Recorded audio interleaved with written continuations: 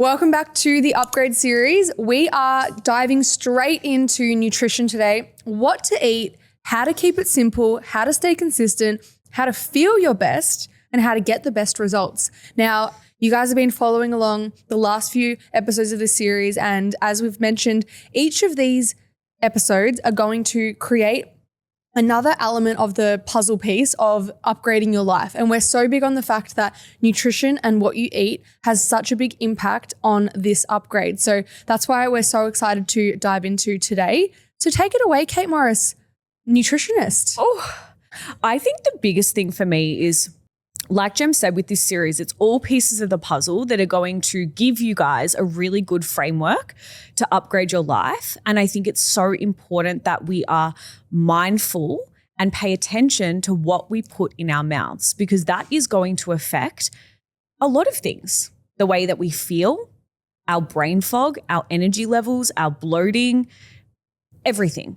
So a really big thing for me this year is, obviously you guys know we did our deficits at the start of the year. I successfully lost 8 kilos and maintained that, kept the weight off for nearly a full 12 months.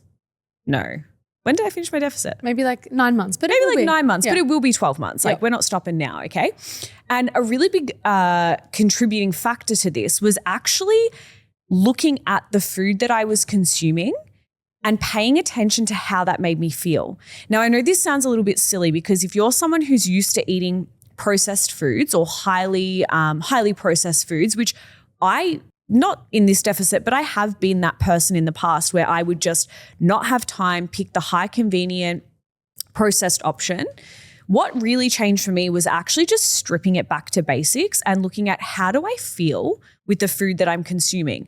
And a massive change that I made to achieve the results that I achieved this year was eating majority whole foods and running by the rule of 80% whole foods, 20% soul foods.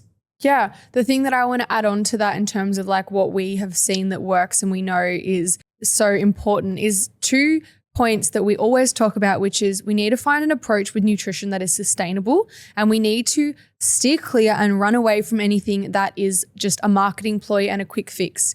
Nutrition at its bare bones can be really simple and easy to understand, but I think that the online space definitely adds a lot of noise around all of these different diets and what to do. And I'm not here to say one diet is better than the other. We're here to just give you practical advice that you could apply to the way that you like to eat, which is that if you eat mostly whole foods, and what are whole foods? We're talking fruit, vegetables, protein, unprocessed foods. We're not talking about only eating clean. We're just saying try to get those foods from the source, because they are going to make you feel really good, and they're going to have fiber and micronutrients, vitamins and minerals that are going to enhance your health. And that's what we're so big on. So really want to talk about whatever approach that you take with nutrition, it needs to be a way of eating that you can actually see yourself doing long term. Because maybe you might like the idea of, extreme fat loss that might be, advertised online by doing, say, no carbs. But do you really want to eat no carbs for the rest of your life? I don't think so. Hell no. I know I'd be pretty miserable in the process. So me, just like I'm sure you, wants to find an approach to eating where you enjoy what you're eating, you get the results that you want to get, and you can maintain them. Now, something that I want to talk about is meal prep, and actually just like some simple tips that you can take into every day. You can take in the next day. First things first is, when you think of meal prep, it doesn't need to be containers and Ziploc bags, 24 meals, everything done. Seems a bit overwhelming. It can literally just be, find 1 or 2 recipes that you want to try next week and just get the ingredients to make it easier for you to replicate those things. If you want to cook for a couple days, sure. If you're someone who likes cooking fresh, awesome. What is going to be the key here is just being organized and having those ingredients ready to go. That's the first thing.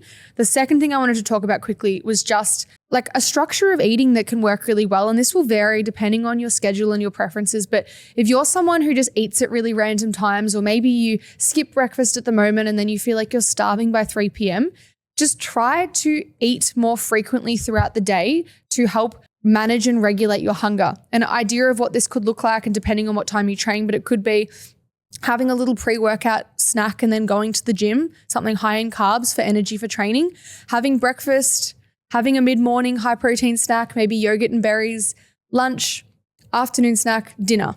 Very basic, but some of us skip this stuff and then we wonder why we're so hungry and overeating at night. So simply just looking at having a bit more structure and routine and think of it as fuel, like we're just fueling our day. And if we want to be energized and clear and be on all day, it's going to come down to making sure we have enough fuel. Yeah, 100%. I agree. I think a big thing for me this year, and honestly, it changes the game for my clients, and it's so simple, it's getting organized ahead of time. Very, very important. If you are someone who does skip meals or has a specific goal and you're not spending time at the start of the week pre-planning the foods that you're going to eat throughout the week, you're already setting yourself up for failure.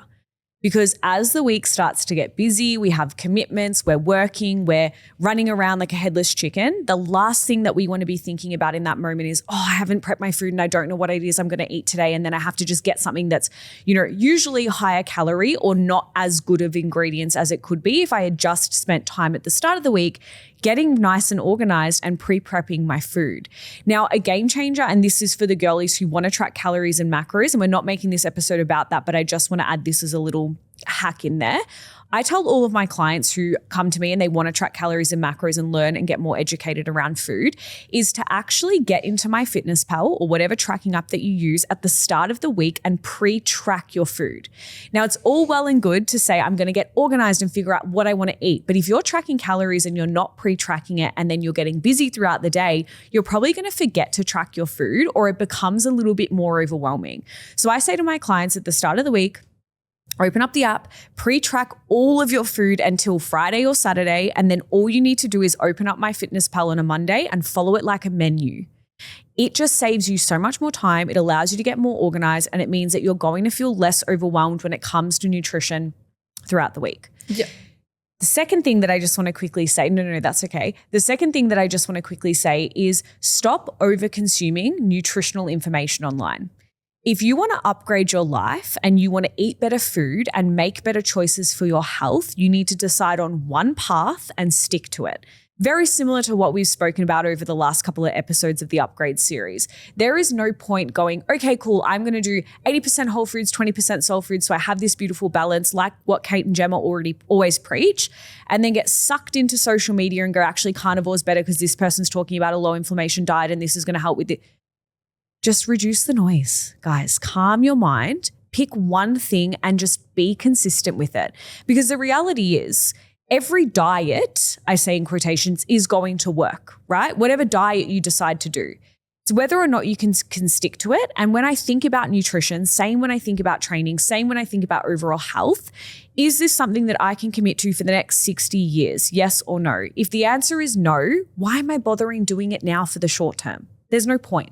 Especially when it comes to nutrition. Yeah, I couldn't agree more. And I wanted to touch on what you said about being organized, but then also just viewing that through the lens of removing the decisions you have to make. So the reason why you want to get so organized, like Kate said, is because you don't want to have to be constantly thinking, what am I going to eat? When am I going to eat? How am I going to fit it in? If you can reduce the amount of times you need to think about it, it's just going to be easier to stick to. The second thing I wanted to say is how you can actually modify your environment to make it easier to eat healthier, to stick to the deficit, to eat a better diet. And that can just be something that I did this year was I actually just deleted Uber Eats.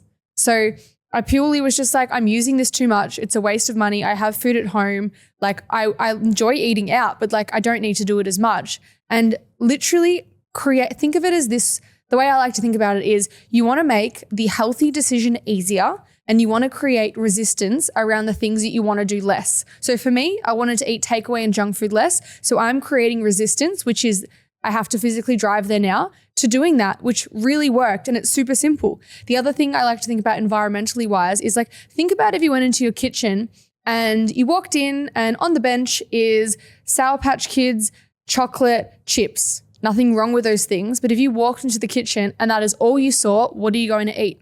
If you walked into the kitchen and you saw a fruit bowl and you opened your fridge and you had some healthy options that you've already made, what are you going to eat? It's literally that simple. What you do to get prepared, like Kate said, and what you have in your environment easily accessible is going to be the things that you go for. So really think about how you can improve your environment to make eating healthier better. It's getting organized, it's stocking the fridge, it's stocking the pantry, it's having the fruit bowl, it's having maybe in your car console some healthy little, snacks or a protein bar, whatever it is. But think about what you could do right now to improve the likelihood of you eating better. Yeah. I love that. Before we wrap up this episode, I just want to quickly give you guys a little bit of a tangible checklist of the things that you can do coming into 2026 to, upgrade your life when it comes to nutrition. So the first thing is clearly we're getting really organized, right? We're planning ahead of time. We're getting organized to reduce decision fatigue and also reduce the likelihood of potentially overeating or also potentially undereating. The second thing that we're going to do is we're going to follow some kind of diet, I say in quotations, that works for you and your lifestyle. That can be what me and Gemma follow, the 80-20 rule. It can be something else. You guys can figure that out, but you're finding something that you can hand on your heart say that you can stick to for the next 60 years, when you're 60, 70, 80, 90, 100, okay? Third thing is going to be finding a couple recipes that you enjoy making and maybe learn a few new recipes in the new year. If it's just 2 or 3 new brekkie ideas, 2 or 3 lunch ideas, 2 or 3 dinner ideas, make your life easier by going into the food shop, going into the new week, already having a few things ready to go that you can just default to as your healthy meals that are going to keep you on track. And that wraps up today's episode. Next episode is going to be all about consistency, how to stay more consistent in your life. You know how much we love talking about this topic and we know how much you love hearing about it. So we're super excited to get into this. And if you're watching over on YouTube, leave us a comment, like, subscribe, do all of the things. And if you're listening on Spotify, we love you. We can't wait to see you guys tomorrow for next episode. Love you. Bye.